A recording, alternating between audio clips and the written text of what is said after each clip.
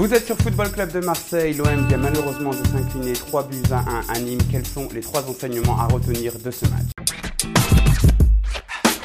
Un match paresseux, c'est l'adjectif qui convient le mieux selon moi au match des Marseillais, c'est-à-dire que les Nîmois ont mis énormément d'envie et l'OM, lui, a mis ses chaussons ce soir. Donc on a été complètement terrassé par la tornade nîmoise et c'est en grande partie dû à notre ronronnement, à notre petit confort dans lequel on a été engoncé pendant tout le match. Bref, les Nîmois ont largement mérité leur victoire et ça fait assez mal de le dire parce que sur le papier, on est largement supérieur à cette équipe, mais sur le terrain, on a été largement inférieur.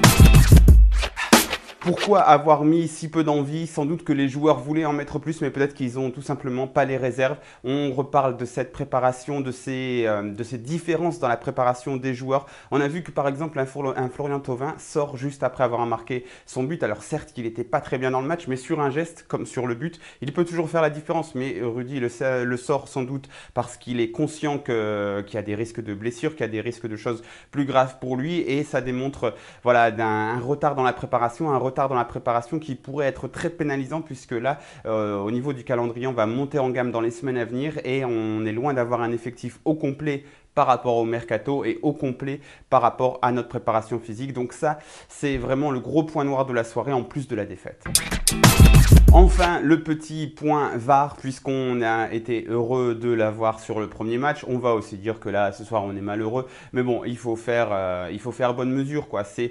Il y a un penalty très clair sur Valère Germain qui n'est pas sifflé pour l'OM, mais le même type de penalty avait été sifflé la semaine précédente pour l'OM. Voilà, il y a d'autres clubs qui ont été floués. C'est pas un complot anti-marseillais. Loin de là, simplement l'occasion de dire que non, la VAR ne va pas tout résoudre et qu'encore une fois, elle est sujet à débat, à interprétation. On en a déjà l'illustration sur ces 2 premières journées. Donc voilà, la VAR ne résoudra pas tout. Et puis surtout, on va pas se cacher derrière ça.